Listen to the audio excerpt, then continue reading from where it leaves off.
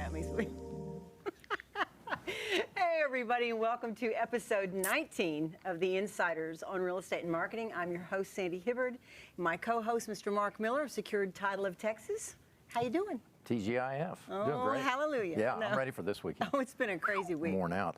Well, you know, I'm really excited about the show that we have lined up for today. And let me just say a little piece about it. The greatest risk in any business that every business faces today is cybercrime, cyber risk in the form of ransomware. It will literally shut down your operation in a matter of minutes. So we're going to talk to our local cybersecurity expert, our guest today, Mr. Shawn Tuma. He is one of Dallas Magazine's best lawyers. He's a super lawyer. He's current co-chair of cybersecurity and data privacy, and he's a practicing attorney in the area of cybercrime for 20 years. Some of the things that we're going to be covering today is what is ransomware? And that's a good question that I'd like to have answered. What types and sizes of companies are they hitting? Can this happen to individuals? And what can you do when it happens to you? Now, there's no way that we're going to be able to cover all of this during our short time on the show. So I've prepared a document for everybody if you're interested, where you can learn more. You can download some of Shawn's great articles that are super informative, have checklists and directions on what you can do. And that PDF document is at our website, theinsiderspodcast.com. So jump over there after the show, download that file, and if you have any questions about anything we've talked about today, contact our guest, Shawn Tuma. So let's jump right in. Marc, how are you? Doing great. Doing good. Been a busy week. You're crazy? Been a busy week. Yeah, we just have a lot of great initiatives going on. Business is still flowing in August, although I think there's a little bit of a, not softening, but an adjustment. All the reports I'm seeing is that it's slowing down. You've got that combination in August where they've gone on vacation and now they're coming back through, and now they're going into school side. And of course, now they're all dealing with the school and the COVID issue to that side, but I'm still pleased with the order count that I'm seeing, and we're having a good closing month. So it's not there's no pattern anymore of what we used to see in cycles. Are you seeing prices slack up, or are they staying the same, crazy, I think the frenzy is falling off a little bit because I keep hearing that more inventory is coming into the marketplace. So that takes away a little bit of the frenzy when people are out there trying to find a property. But it's still low inventory. I think it's like 1.4 months there. So we're still in that crunch time. And probably the only other thing that I thought was going to happen that didn't is they pushed the can down the road a little bit on the tenant side, being able to, the forbearance of rent payment. And I thought that was going to end, and that was going to create some interest. They kicked that down a little bit further down the road. So. And that might have stimulated some potential transaction. And unfortunately, a lot of investors have lost property because a lot of the single-family investors are just individuals. They all say mom and pop, and they're not getting a rent payment, and they've got a mortgage to make. So. You tend to think that's just applies to large corporations, but it doesn't. Yeah, and I think the forbearance side is going to. I think they're going to provide a number of alternatives with the objective to not be foreclosed on. So I think we'll see modifications, things of that nature. But the overall gist, rates are still good. Transaction volume is good. So we're still in the real estate business. We're still in the business, and people just keep on moving in here. So crazy. We're in a great place to be. Good. So anyhow, but with all that activity, obviously there's crazy stuff happening. There's crazy stuff happening. And strangely, I've felt a little nervous about this subject. It's a creepy subject, you know, cybercrime, and you think it all happens overseas and it all happens to somebody else but us. So so let's just jump right into that. What are you seeing? What's going on with that? You know, I can only imagine for what the consumer does not know, because we in the business side who experience cybercrime are every day or seeing new examples, seeing new hits. We were talking about an organization called CloudStar out of California, and they host 42,000 users in the title insurance industry, and they got hit with ransomware. And so on July 17th, all those subscribers no longer could close real estate transactions. They were locked out, and that means all the data was locked in, and they still haven't resolved that. So that's a big one. That was a West Coast related company. And then I'm just hearing about continuation of perpetration into wires and the money going out there, and it just goes, and I'm going to be interested to visit with Shawn a little bit on the cybercrime policy itself. Where's the benefits and where's the deficiency, how to measure that for businesses, because I would think, Shawn, that would be for every kind of business, not just for me thinking in terms of the title insurance business, but shouldn't every business have a cybercrime policy in place in today's environment? Yeah, absolutely. Yeah. That's something I counsel any and everybody that's in business. You need cyber risk insurance, and you need it through a good, reputable broker that understands your business and cyber risk, because there are over 100 different, probably 150 now, different insurance carriers writing these policies, and they vary widely. And a lot of them won't cover that business email type wire fraud. Right. A lot of them do. You've got to know to get the right policy. Yeah, I know of a title company that got hit on a commercial deal, and it was a $600,000 hit, and they only managed to they recovered about $100,000 because they acted fairly promptly working with the bank. But on the cyber policy, they recovered $300,000. So now they're still out about $200,000, and I don't know enough about that policy. I know we've got a cybercrime policy, but I don't know how that mitigation occurs on you know, probably like a title insurance policy. You have to determine who's responsible, where's the risk, et cetera, before they pay, and some of the steps that you must have to go through as well. Yeah. So most policies, most cyber policies, will get engaged very quickly. They'll bring in us as legal counsel. They'll bring in sometimes a forensic vendor. And they don't wait until it's over to start paying. They want to get the professionals, the boots on the ground immediately, because that mitigates their risk. But the problem we see in the real estate industry in particular, where you see so much, so I mean, ransomware is everybody, right? Mm-hmm.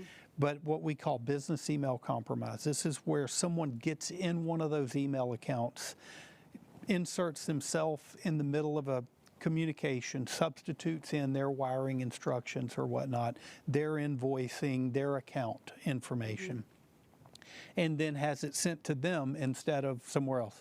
The minute they get those funds in their account, they have a system set up to wire them offshore immediately. So they're gone in most cases.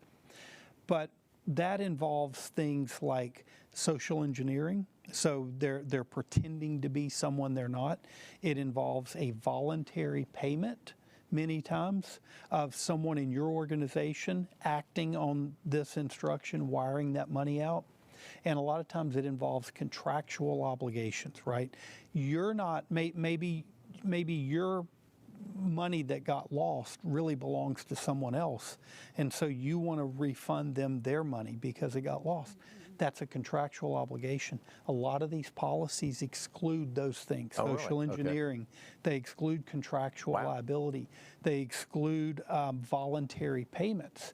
So that's why you've got to make sure your broker knows your risk and knows to get a policy that's going to fit what you need. Wow. And when you also say that if in most cases the employee, I'll call them, would follow proper protocols, that those would mitigate more of those losses. In other words, and don't they know they know when to hit into that, because now they got the flow in our space. The transactions are flowing. It's toward the end of the month. They're closing 20 that day instead of 3 they normally do.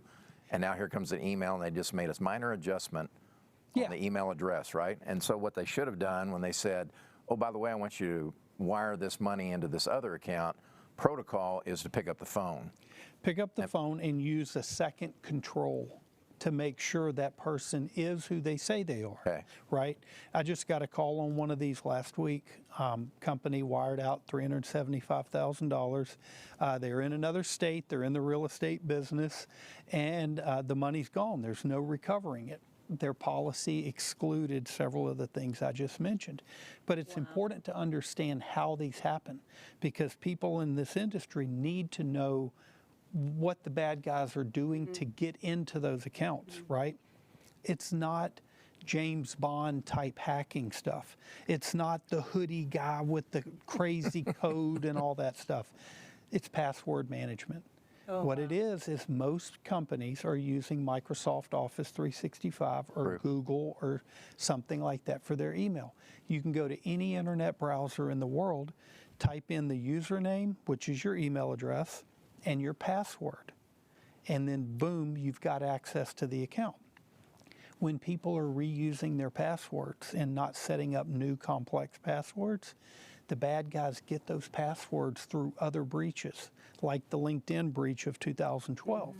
So if you're still using the same username and password you used on LinkedIn in 2012, they've got it, right? And they it can just be go. a matter of time. When, Exactly. And so then they get into your account. They set up forwarding rules to forward these emails, so they watch.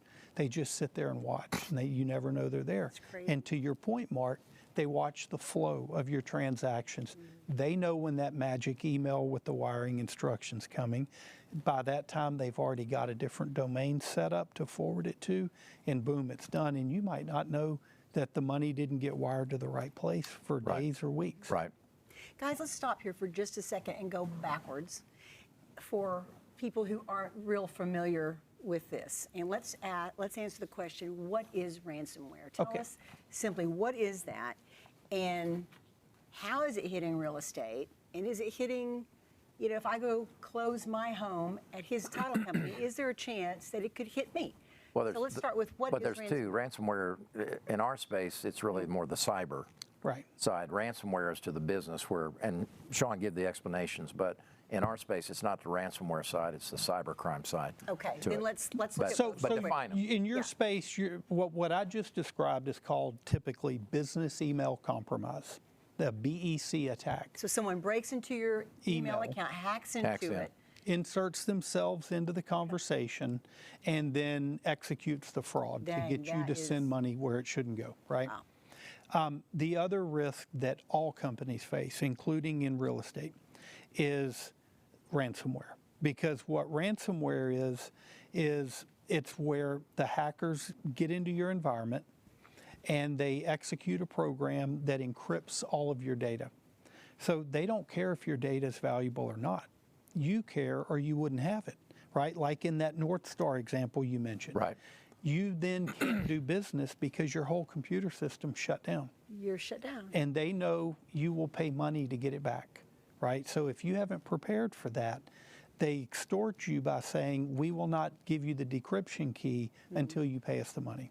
Now, the second layer that they're doing now is they're stealing your data, sensitive data, before they execute the encryption. And then they hold that hostage and they start publishing it on websites. They call them shame sites, right? Now, within the last couple of weeks, couple of months, they've started not only posting that data, but they will call key people whose information they now have and say, did you know we stole your data from this company and they won't pay us to get it back? And so we're going to now start committing wire fraud or whatever else against you. And so that's the ransomware, it's extortion. So even if you pay, technology. in the ransomware case, and they say it's X dollars for you to get your data back, even if you paid it, there's no assurance that they're gone, right? You got to hope you have an honest criminal, Right. right? And so, by the way, business Well, is that's good an for me too oxymoron. these days, you know. But imagine. we have processes in place. So we work with companies that do nothing but negotiate and deal with these criminals, and they know which groups they're dealing with, and so we can make an educated guess. We'll know what group it is. We'll know what they're charging. We'll know how reliable they are on providing the decryptors and all of these sorts of things based on intelligence that's gathered about them before we actually wire the money and make the payment. Well, there is so much that our hands are in these days, technology-wise. We're in social media. We're on all of Google's programs. We've got multiple emails. We're forwarding our emails from our URL to Gmail. And these are individual working people, whether they're entrepreneurs or whether they're people that are working at a company. Speak to that and how, in general, when you're using all of this technology, how can you be protected? And you already mentioned a little bit about the password And that's kind of been in the news a lot this last couple of years. You know, you should change it frequency, you should use hard passwords, etc. How does social come into this? So social is a way that they're gathering intelligence about people. So they monitor your social accounts many times if you're in business, and you know, you'll get these LinkedIn profiles all the time that'll disappear a day later. Usually that's somebody with the malicious intent that's been found out, that's been blocked. But they definitely monitor your social media. They learn about you, right? Because a lot of the password attacks, most of them are passwords that are being reused that have already been compromised, right? Because they've already got those. And they have programs that run them almost instantaneously against the accounts. But the other, a lot of it's password guessing. When you hear about these movie stars that had their Apple iCloud hacked, they didn't have anything hacked. You're not hacking Apple's iCloud in most of these cases, right? What it is someone guessed their password because they use all this information about them. They know their birthday, they know where they went to school, they know their first love, they know their pet's name, they know where they like to vacation, they know all this stuff about them through social, through Wikipedia, through their websites, whatever else. And then you go look at the security questions. What's your mother's maiden name? Well, who doesn't know that about a movie star, you know, or can't find it out? Can't find it. And then they use that to reset or to guess their passwords. And so password management is so important. Sounds Most huge. cyber attacks still come in a couple of ways. Phishing emails, that's the ones we get where people click on links that, you know, it's too good to be true. You know, give me $1,000 today, I guarantee you $250,000 by the end of the week. That's a phishing email. Don't click, don't respond.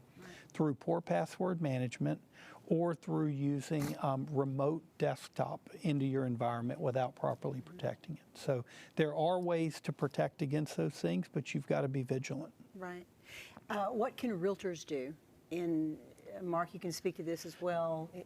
Title people, your officers who are actually closing the deals, what can they do? What can a realtor do to protect the client So from cybercrime? the first thing is what any and everybody should do. Have multi-factor authentication on all of your accounts. That's the two-step login. That's where you type in your username and password, and then you either have to use a token or a app, or you get an alert on your phone that says, is this really you? Text verification. That's that second layer of verification. Okay. That virtually eliminates the password. It's a pain in the butt. It is, but it's important. I know. I mean, I'm seeing that all the time when I'm logging in, and I don't want to do it. It's the new world. It is a new world. Right. It is. You need to have backups of all your important data. Anything that's important, you need to have backups that are disconnected from your computer. Right. So on a hard drive, stored in a safe somewhere. And on that document that I have on theinsiderspodcast.com, Shawn goes through these things. I actually read that last night about what you just said. So make sure that you go to that site, to our site, download that document. It's got these things that we're talking about. Yeah, and to Mark's point earlier, pick up the phone and call. Don't trust emails. If you get an email that says our account has changed, or instead of using this bank, wire it to this bank, absolutely not. That should send off red flags. You pick up the phone and call, and you also then need to know someone's in one of your email accounts. Don't trust your email accounts anymore, you know, and get a professional security provider in to check that and go through your settings and reset your passwords, all of those types of things. I would assume most companies of size out there have like a chief information officer in today's environment, don't they? That are just, that's their focus is all on the security environment. Yeah, and you know, Sandy, to your point about all the rules and the steps, security's hard. This is a war now. And so you've got to understand as an employee, as someone that's working with a company, they put all of these rules in place because they're there to protect you, they're there to protect your Right. clients. Right. And so don't circumvent them. Don't go and use your personal Dropbox when the company requires you to use two-step on the companies, right? What about forwarding to Gmail? I've had a lot of clients who have their company's URL, but they forward it to Gmail. Is there a risk in doing that? Absolutely. Gmail is subject to the same business email compromise concerns, the password concerns of Microsoft Office 365. Wow. Because anybody anywhere in the world, if they know your username, your email address, and your password, they can log in.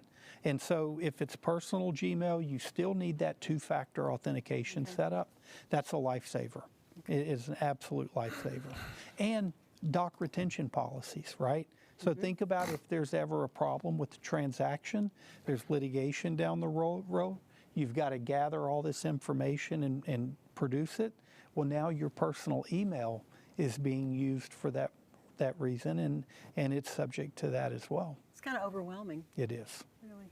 Yeah, on the title side, I think the misunderstanding from the real estate community is that they assume all title companies are the same. And there's many various forms. They're great companies, but you've got well-capitalized companies, then you've got franchises, and then you've got very small companies and small marketplaces that may be private, a family-owned type business, and they probably don't have cybercrime insurance. They maybe you're thinking their E&O policy might cover it. One thing I can assure you is not covered is insured closing letter from the title insurance underwriter, because that's on fraud to the agent's fraud, not anything to do with cybercrime. So our industry's not asking any questions when a realtor wants to use this particular title company and they succumb to it, and the escrow goes in, but they're not communicating and asking any questions about, do you have a cybercrime policy? Do you have E&O? Who are your underwriters? Those type of things that I think are credit critical. To understanding. So the theme we saw develop in 2020 and now carry over to 21 is called third-party risk or supply chain risk management. It's where you may not be the one that got hit, but the vendors or the business partners you work with did, and that's what then stopped your business. That's the exact point that you're making there, Mark, is you look at that North Star situation. That vendor got hit, and now everybody else was impacted. And these days, I would not do business with a company that doesn't have cyber risk insurance, because they're going to mandate a certain minimum level of security as well. And so that's some reassurance that they're getting it better than otherwise.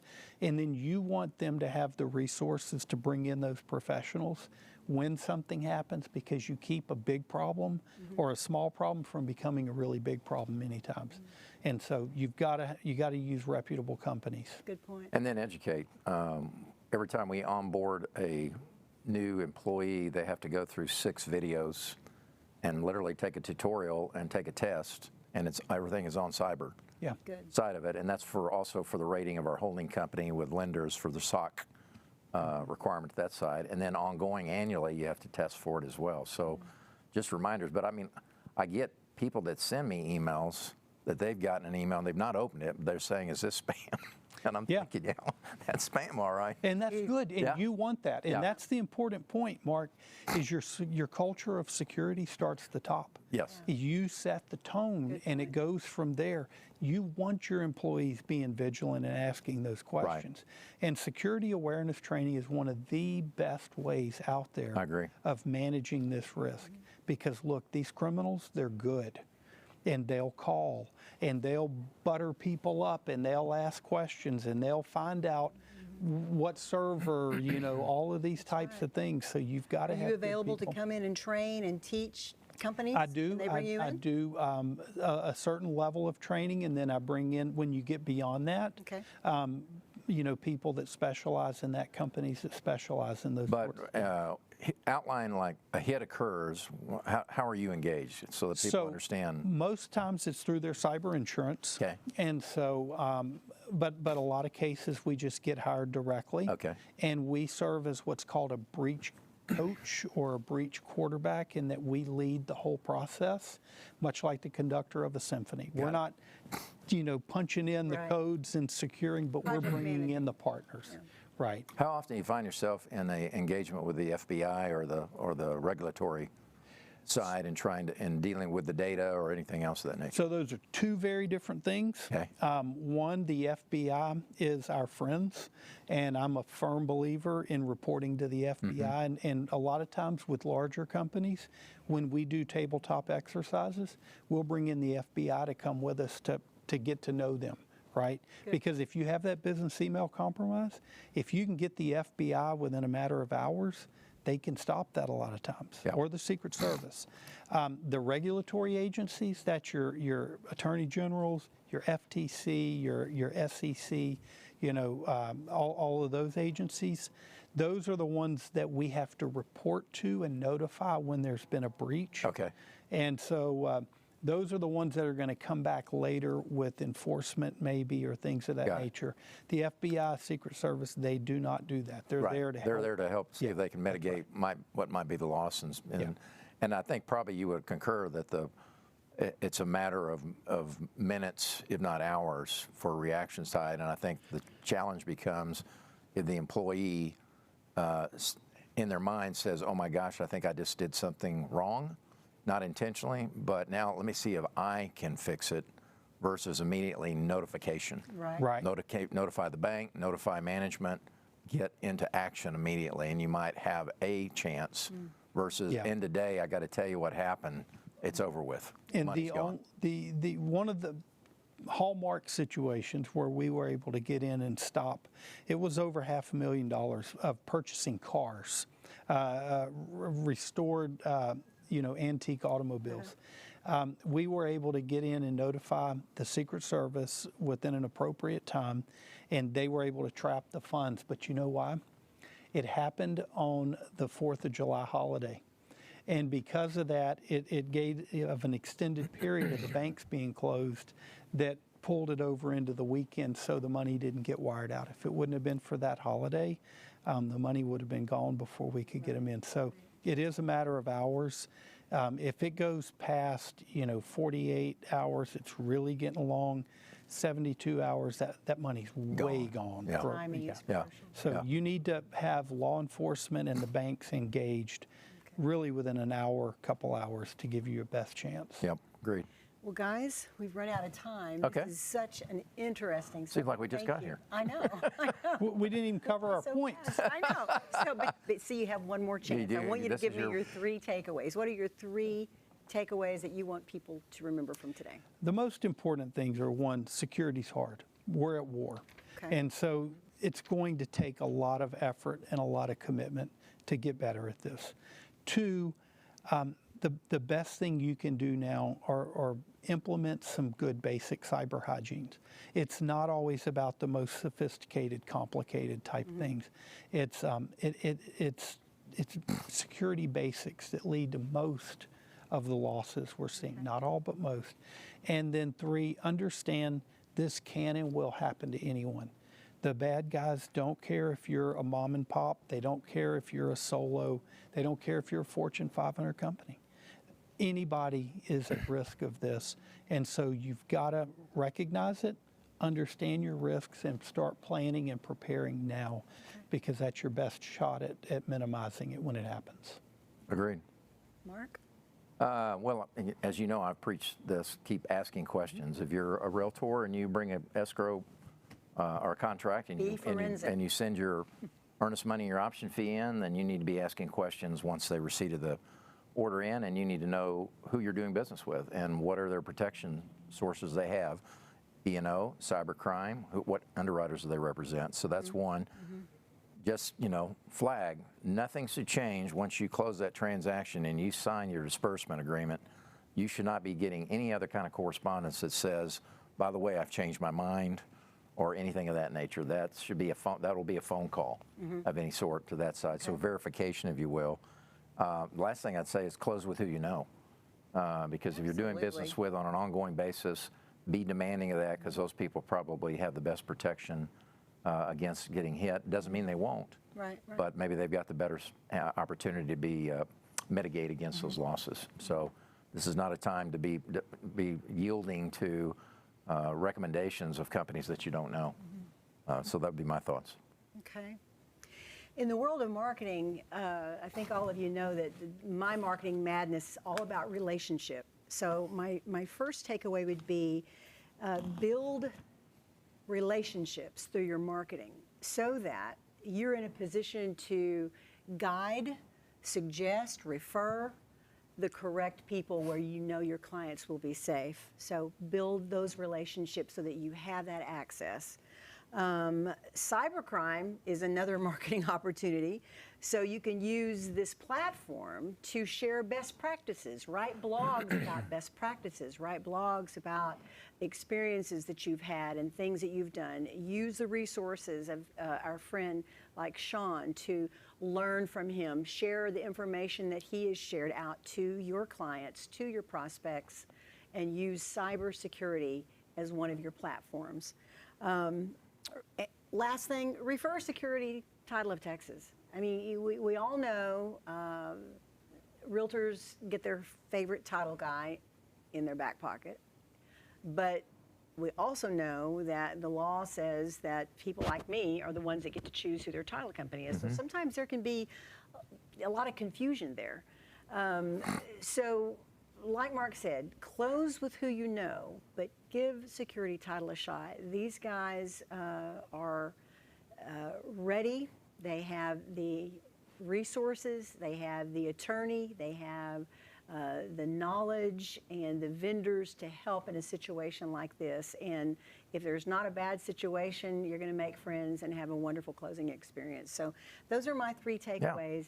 Yeah. Guys, thank you for joining us. I hope that you will join us next month. Go to theinsiderspodcast.com to download Shawn's article and to see this video again and all the others we have. Get educated. Until then, take care. Ciao. Shawn. Thanks, Shawn. Ciao.